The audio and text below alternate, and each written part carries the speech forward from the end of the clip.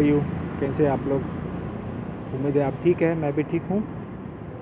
दोस्तों अभी थोड़ा क्लाउडी एटमॉस्फेयर है, बारिश आने की बहुत सारी संभावना है, तो उससे पहले आपसे बात कर लेते हैं। तो आज कोई ब्लॉग या कोई आपको मैं ज्ञान जानकारी वगैरह नहीं देना चाहता हूँ, बस मेरा एक अपना घर का अनुभव रहा कोरोना के बारे में, उसी को मैं शेयर करने जा रहा हूँ। तो ये मेरा अपना एक्सपीरियंस है खुद का, तो शायद आपको उसमें से कुछ नॉलेज मिले। दोस्तों कोरोना अभी हर घर, हर गली, नुक्कड़, चौक तक चौराहे तक पहुंच गया है, तो कहीं ना कहीं टेंशन बढ़ रहा है। तो आप लास्ट 15 दिन मेरे लिए भी ये थोड़ा टेंशन भरा रहा और रिलीफ भी था उसमें ही।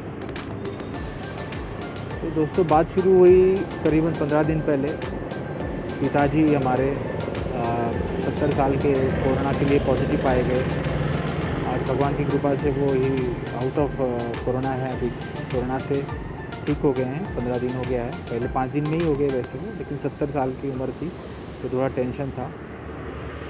तो मेरे को भी नेगेटिव रिपोर्ट आया, मम्मी को भी आया नेगेटिव, लेकिन पिताजी का पॉजिटिव था। तो ट्रीटमेंट चला 5-6 दिन। तो बस उसी के बारे में सोचा आपसे शेयर कर देते हैं। दोस्तों कोरोना देखिए, उनकी कोरोना की चाल तो समझ में नहीं आ रही है। एक को हो रहा है, दूसरे को नहीं हो रहा है, तीसरे को हो रहा है, चौथे पाँचवें को नहीं हो रहा है एक ही घर में। तो क्या कैसा इसका सिस्टम है, कुछ समझ में नहीं आ रहा है। तो देखिए पिताजी को जैसे हमारे बुखार, सर्दी, खांसी ऐसा जो था, तो हमने तुरंत डॉक्टर को दिखाया, फैमिली डॉक्टर को। फैमिली डॉक्टर ने तुरंत कोरोना टेस्ट के लिए बताया। कोरोना टेस्ट किया, पॉजिटिव पाया गया। तुरंत उसी दिन इलाज शुरू कर दिया और 5-6 दिन में करीबन पिताजी ठीक हो गए। और आज 15 दिन हो गए, is totally out of danger, ठीक हैं। आज वो बाहर भी चले गए हैं, थोड़ा घूमने के लिए, आइसोलेशन ख़त्म हो गया। तो मेरा अनुभव ये रहा कि जैसे ही आप देखते हैं कि कोई कोरोना के लिए सिम्टम है, उसमें कोई बुखार, ठंडी या खांसी वगैरह है, तो तुरंत उसको दवाखाने में लेके जाना चाहिए, डॉक्टर को दिखाना चाहिए और उसका टेस्ट कराना चाहिए। अगर पॉजिटिव है तो ट्रीटमेंट शुरू हो जाएगा। लेकिन अगर उसका टेस्ट नहीं होता है, उसको ट्रीटमेंट नहीं करते हैं, वो घर पे ही दवाई लेके या फिर वो अगला स्टेज पे चला गया, 8-10 दिन ऐसे निकल गए, तो शायद वो क्रिटिकल बन सकता है। और आगे जाके फिर वो क्रिटिकल कंडीशन में उसको हॉस्पिटलाइज, फिर वही ऑक्सीजन से भी आगे अगर भयानक रहा तो वेंटिलेटर, और चीज़ें बहुत सारी क्रिटिकल हो सकती है।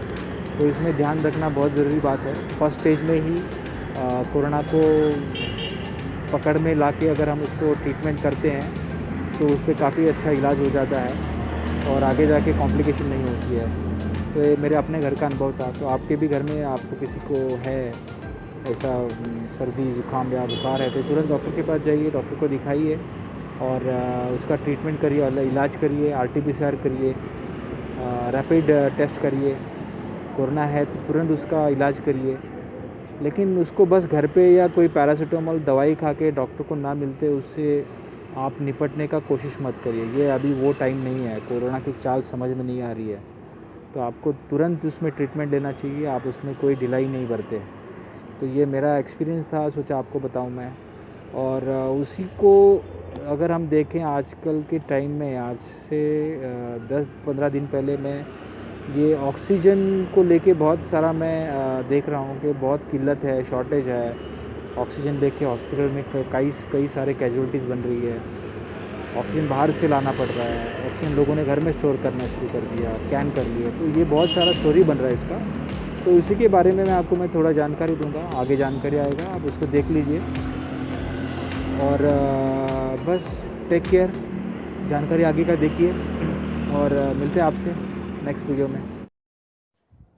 दोस्तों कितना बढ़िया होगा कि अगर किसी मरीज़ को या पेशेंट को एक्स्ट्रा ऑक्सीजन की ज़रूरत ही नहीं पड़े, लेकिन आज हम देखते हैं ऑक्सीजन की बहुत ज़रूरत पड़ रही है। पेशेंट का इलाज सही समय पे पेशेंट नहीं ले रहा है, उसके बारे में जानकारी नहीं ले रहा है, उसके चलते जाके ऑक्सीजन को उसको प्रॉब्लम आ रही है। समय पे जान लेना बहुत ज़रूरी है।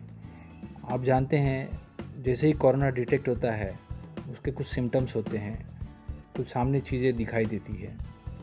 उसके कुछ इन्फेक्शन हमारे गले में आ जाते हैं। अगर उसका सही समय पे डिटेक्ट किया गया तो वो हम कंट्रोल कर सकते हैं दवाई लेके। लेकिन यही अगर हमारे फेफड़ों में, हमारे लंग्स में पहुंच जाता है तो ये कंजेशन कर देता है, ब्लॉक कर देता है और सांस लेने में तकलीफ़ होती है। तो उसी समय में हमको एक्स्ट्रा ऑक्सीजन की ज़रूरत पड़ती है। और आप जानते हैं आज ऑक्सीजन को लेके कितना बवाल चल रहा है पूरे देश में। ऑक्सीजन की किल्लत है, शॉर्टेज है, सिलेंडर्स नहीं मिल रहे हैं, पोर्टेबल सिलेंडर नहीं मिल रहे हैं।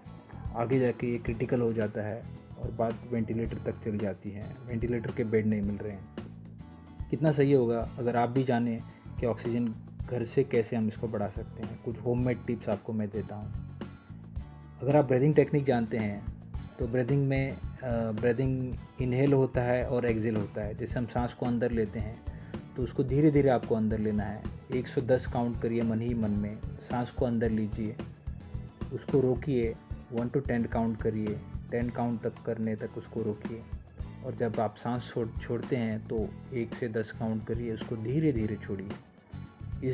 इस चीज़ को आप 1 से 15 या 1 से 20 तक भी काउंट कर सकते हैं। ऐसे काउंट करने से आपका ऑक्सीजन लेवल बढ़ेगा। बॉडी का ऑक्सीजन लेवल बढ़ने से चीज़ें बहुत सारी डेवलप हो जाएंगी। ये कुछ घरेलू नुस्खे हैं। और इसका एक तरीका है, आपको आपके पेट के बल सोना है। इस पोजीशन को कहा जाता है अवेक प्रोन पोजीशन।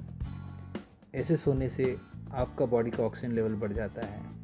इसमें आप तकिया का इस्तेमाल कर सकते हैं। तकिया आपके पेल्विस के नीचे अगर रखते हैं, कमर के नीचे, पेट के बल सोना है, पेट के नीचे आपका ये तकिया रखते हैं तो ऑक्सीजन लेवल बढ़ेगा।